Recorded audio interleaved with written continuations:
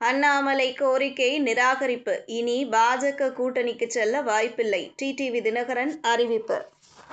எடப்பாடி பழனிசாமி முதல்வர் வேட்பாளராக இருக்கக்கூடாது என்பதில் உறுதியாக இருப்பதாக அமமுக பொதுச் செயலாளர் டிடிவி தினகரன் தெரிவித்துள்ளார். பாஜக கூட்டணி குறித்து மறுபரிசீலனை செய்வதற்கு அவசியம் இல்லை என்று கூறிய டிடிவி தினகரன், தேசிய ஜனநாயக கூட்டணியில் இருந்து வெளியேறிய போதே அண்ணாமலையுடன் பேசியதாகவும் தெரிவித்திருக்கிறார். ஏப்ரல் மாதத்தில் சென்னை வந்த மத்திய அமைச்சர் அமித்ஷா அதிமுக பாஜக கூட்டணியை உறுதி செய்தார். அப்போது அமமுக பொதுச் செயலாளர் டிடிவி தினகரன் தங்களும் தேசிய ஜனநாயக கூட்டணியில் இருப்பதாக தெரிவித்தார். அது மட்டுமல்லாமல் எடப்பாடி பழனிசாமிக்காக நானே பிரச்சாரம் செய்வேன் என்றும் அறிவித்தார். இதனால் அதிமுக ஒருங்கிணைப்புக்கு வாய்ப்பு இருப்பதாக பார்க்கப்பட்டது. ஆனால் திடீரென தேசிய ஜனநாயக கூட்டணியில் இருந்து விலகுவதாக அமமுக பொதுச் செயலாளர் டிடிவி தினகரன் அறிவித்தார்.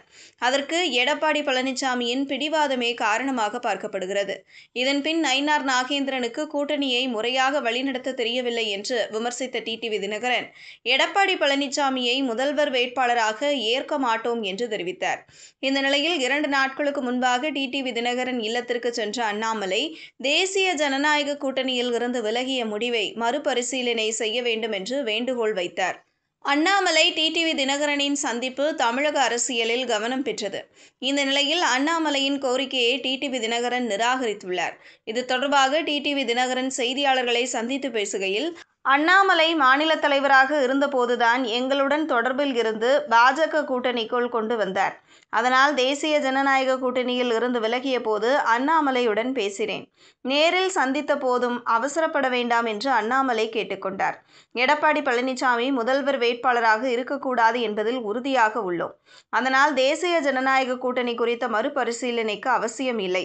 2021 சட்டசபை தேர்தலின் போதே அதிமுக கூட்டணிக்கு வர அமமுக தயாராக இருந்ததாக பேசி வருகிறார்கள். எங்களுக்கு துரோகம் செய்த எடப்பாடி பழனிசாமிக்கு எப்படி என்னை சந்திக்க தைரியம் வரும்?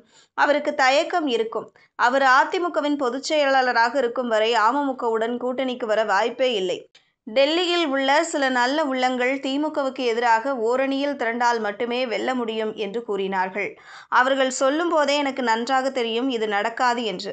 நான் மதிக்கும் சிலர் சொல்லும் போது வாய்ப்பே இல்லை என்று கூறியிருக்கிறேன்.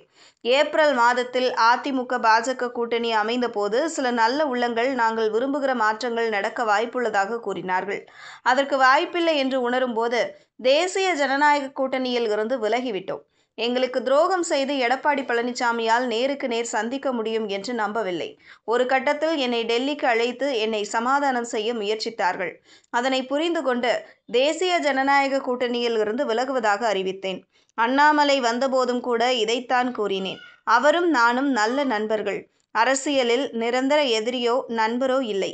ஆனால் துரோகத்தை ஏற்க முடியாது என்று தெரிவித்தார்.